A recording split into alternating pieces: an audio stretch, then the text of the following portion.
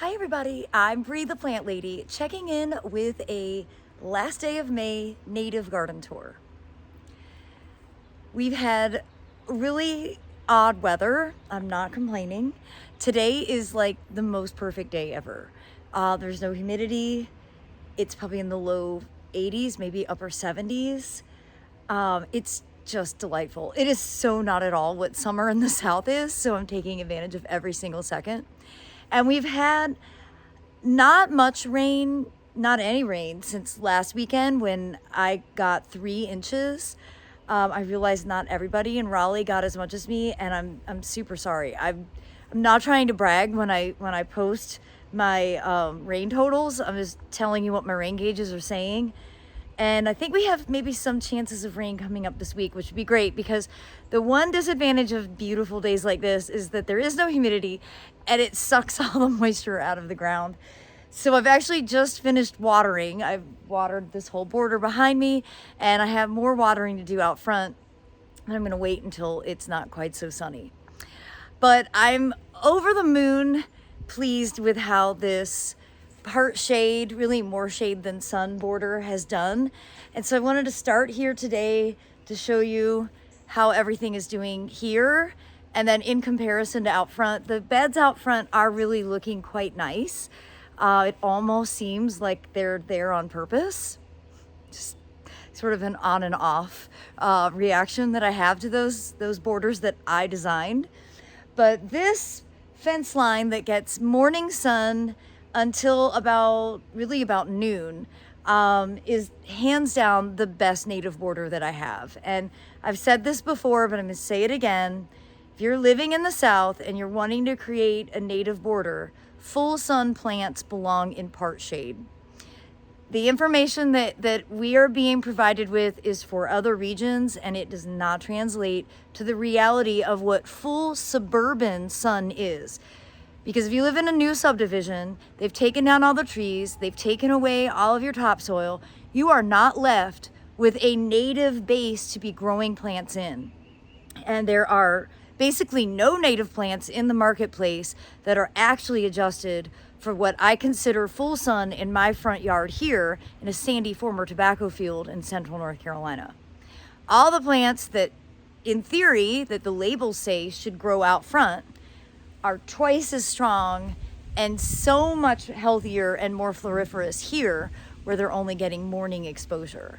And I really, really wish someone would have told me that before I built those gardens 3 years ago. So that's in part why I like to give these updated tours, just to share my own insights with all of you, especially for anyone who is in the stages of building a new natives garden so that you can set your expectations not only for plant performance, but for long-term management at a realistic level. All right, so we're just gonna start over here. And this is an area that was filled with Ampelopsis, which is this horrible porcelain vine. And I'm doing my best to try and pluck it out as soon as I see it germinating. Oh, I see some back there. Here, let me show you what it looks like when it's in the ground. And at this stage, it doesn't even really seem that bad, but it's terrible. It sets a million seeds, and it will kind of smother everything. And like me or not, I ended up having to spray Roundup on it last year. Well, not Roundup, I sprayed glyphosate. But it's a really, really big problem. Oh, golly, now that I'm talking about it, I can see it coming up everywhere. I'm hoping that my hand removal is going to be sufficient if I really keep up with it. We'll see. But that's why the Carex is all dead in this patch, because this actually was all Carex. And it got smothered with Ampelopsis, and then I did spray it with herbicide because I was trying to get rid of the really big problem plant. I've just replanted it with some leftovers from the open garden, including hibiscus, helianthus, prunella. The Vernonias have been there for a few years. They're doing quite well despite being in a lot of shade. You can see here's a Vernonia that's about to bloom. And really everything in here, this has all been planted now going on 2 years. We planted this the last week of June in 2024. And so it's really amazing how well everything is doing. Again, I attribute this to two factors.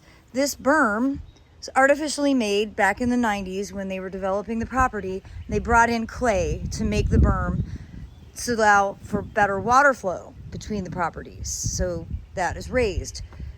Clay is great because it actually retains moisture and nutrients. Sand, which is what I actually garden in, and you can see it's just like beachy sand. It's, you know, it has essentially no organic material in it whatsoever. It doesn't hold anything, and so when it's dry, it's extra dry. So partly I think this berm is so successful because it's made out of clay. Again, brought in clay. There is not a drop of clay native to this property. And then also I think the success is because it's in more shade. It's not getting that late day, just super harsh afternoon sun.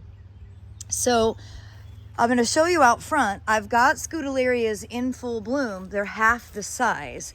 These are getting ready to flower. So they're twice as tall and they're still going to bloom even though they're in more shade. Same thing with Agastache. In fact, all the Agastache foeniculums have died out front. Literally died, I think, from being too dry. But the Agastaches here are doing really well, and you see they're all throughout the border and they're already starting to bloom. Obviously Heuchera, our shade plant, they are loving it. This is Heuchera villosa. It might be Autumn Bride. And then the penstemons are just significantly prettier here in the shade. I did get some Aeschylus planted. Those are new, but I've been making sure they get watered. And Pycnanthemum, really twice the size of out front. I'll show you a comparison of that. I know I'm glazing over some of the plants, and that's because I don't remember their names. So I'm glazing over this because I don't remember what it is. I'll just tell you that the deer love it, and they munch on it basically every night. I'm really hoping to get Malvaviscus established here. I'm thrilled to see that I've got milkweed that has perennialized, is coming back. And, you know, I planted this Spigelia in April, and I'm really happy to see all this new growth coming on it. As we get into this section, it's a lot of Heuchera and ferns, rhododendrons. I have a feeling there's more stuff planted inside of this, but the plants that are thriving are taking over, and that's fine with me. Now, I can't tell if this is actually dry or if this is vole damage. I pulled some out the other day and they had no roots, and I think this is actually from voles. Yeah, look at that. Just broke right off. So that's unfortunate to have voles. Yeah, the same thing here. These don't have any roots. To have voles coming through, destroying them. No surprise, really. So I'll just go ahead and pull these out in hopes that it'll give some light for some other plants and maybe less food for the voles to eat. And now, of course, I'm seeing that I have privet that need to be dug out. The Carex cherokeensis back here is just looking awesome. I think this is definitely the better sighting. The ones under the live oaks, they look good, but they don't look as good as this. I did lose a rhododendron there. I need to pull that out. You can see here, and then, you know, there's no comparing the vigor of this viburnum compared to the same species, exact same species that are out front. In fact, I transplanted this from out front because it was suffering, and now it's far exceeded the growth of the ones that are out in full sun. Now, this is nowhere near enough room for it to grow. Granted, I did plant this before the fence went in. But it is mostly to demonstrate to all of you, if you're gardening in the South and you're looking at full sun native plants, they really aren't full sun native plants. They need to be in part shade to be able to survive and thrive. All right, so now another, not quite as shady as back there, but not full sun border is here, and you can see The pycnanthemum are doing very well, but they're much shorter. The foliage is more chlorotic. I probably just need to fertilize. Although you shouldn't have to fertilize native plants. Like, you know, that's like sort of the point. And then of course here's Scutellaria, and it's in its first round of flowering. And what I've learned is after this is done, collect the seeds, cut it back, and it'll re-flush and flower again. Scutellaria is hands down, I think, one of the most valuable ornamental native perennials that you can grow. Scutellaria incana, also known as skullcap. The pink muley grasses along here that I burned are coming back looking good. And then over here to this full sun border that, you know, if this was filled with cactus and agave, it would make sense. Although, to be honest, these color guard yuccas haven't gotten any bigger. They've been in the ground for 3 years. So even like dry plants aren't thriving in this border, which is real full sun. It's real full sun. There's nothing up there but sky. And these are Viburnum dentatum, and they're not dying, but they're not thriving either. You could see like even these Spirea, which again, they're alive, but they're nowhere near as bulky. They've actually in some places gotten smaller than they were when I planted them. Fothergill is doing remarkably well. Orangium yuccifolium, awesome plant. Everybody should have Rattlesnake Master. Viburnum subtomentosa, also fantastic plant. So here is that same viburnum that I showed you in the backyard border. So that one has managed to stay upright, but see how much denser but smaller it is. This one has died all the way to the ground, and it's just now coming back up. So considerable difference in performance. Don't mind all that horrible weed. I don't know how to get rid of it, so it's just gonna stay. But you can see again, the Rattlesnake Master here is starting to bloom, and that really is an incredible architectural element. Really one of the plants that I'm most pleased with in this border. Another plant that I'm in love with is this native Hypericum. And I bought this at the Herb Festival in Chatham County a couple years ago. And it is just a fantastic plant. I don't remember the species name. I will try to look it up. Maybe if I dig around, I'll find a label. And then over here to this border, I have more poppies pods to collect. Those will be out realistically maybe by the end of the week. Panicums are growing really strong. Aronia does not love full sun at all. I'm not ambitious enough to dig it up, but that's here. The deer also eat it to the point of like it's only part that has green is where the deer can't reach. So it's another claim that's untrue, that these plants are, you know, more adapted to the natural wildlife. The deer love everything. They don't care what plant or what continent it's from. So that's a bunch of nonsense. There's plenty of things that the deer eat in here, and there's plenty of Asian plants the deer eat. They eat everything, you guys. That's the bottom line. The Rudbeckia maximas have finally started to bloom. They are awesome, and I really do love their foliage.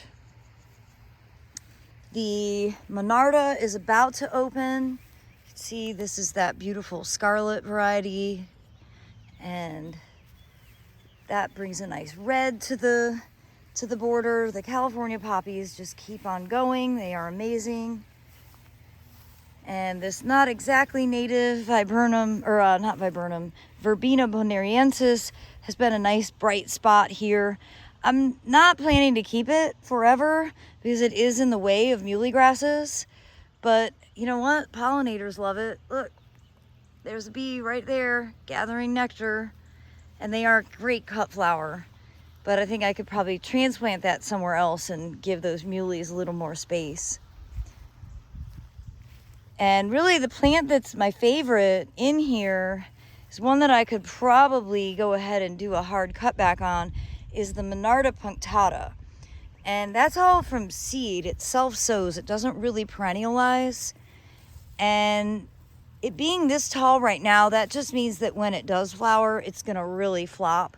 So I should probably go ahead and give that a trim. That's one plant the deer don't eat. There you have it. One plant they don't eat, Monarda punctata. Now, I am really excited about some of the things that I put in here. These are trial, I'm not sure. This is a Rudbeckia hybrid, I think. And some Salvia leucanthus, some penstemons. But I got the Gomphorocarpus, the hairy balls. And I'm excited to watch those grow and develop. I've never grown them before, so I'm really excited to finally have them in the garden this year. And the perennial pocket bed is looking very colorful, and you can't beat Gaillardia. That's another one like Scutellaria that is just hands down such a performer. The deer tend to leave it alone. You see lots of bee activity on it. Of course, here's Scutellaria in bloom, but you can see how much shorter it is here in full sun in all sand compared to that property edge out back. These echinacea are looking awesome, and I don't know why they haven't been eaten, but I'm just enjoying every moment that I have because the deer will come overnight and eat them all, which is very annoying.